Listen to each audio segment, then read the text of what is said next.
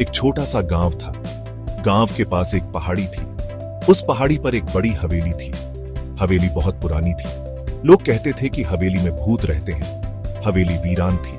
खिड़कियां टूटी हुई थी, दरवाजे बंद थे, दीवारों पर पेड़ उगाए थे। रात को हवेली से अजीब आवाजें आती थी। लोग हवेली के पास जाने से डरते थे। बच्चों को वहां खेलने से मना किया जाता था। हवेली एक डरावनी जगह बन गई थी। कोई नहीं जानता था कि हवेली में क्या था, लेकिन सब डरते थे। हवेली का रहस्य बना रहा। एक दिन गांव के कुछ लड़के खेल रहे थे। वे पहाड़ी के पास आ गए। उन्होंने हवेली देखी। एक लड़के ने कहा, चलो हवेली के अंदर चलते हैं। दूसरे लड़के डर गए, लेकिन पहले लड़के ने उन्हें उकसाया। उसने कहा, डरो मत, मैं तुम्हारे साथ हूं।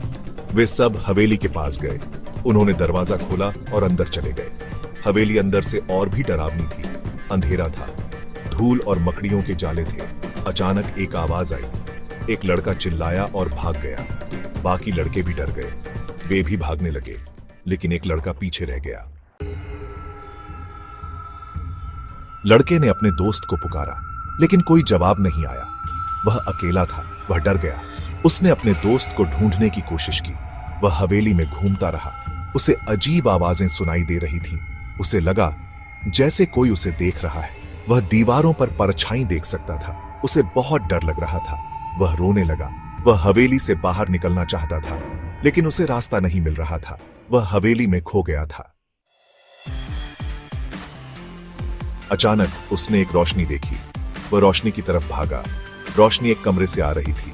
उसने कमरे का दरवाजा खोला। कमरा छोटा और धूल भरा था। एक मेज थी। मेज पर एक किताब थी। लड़का मेज के पास गया। उसने किताब खोली। किताब में पुराने चित्र थे। तभी उसे अपने पीछे एक आहट सुनाई दी। वह घूमा। उसने जो देखा उससे वह हैरान रह गया।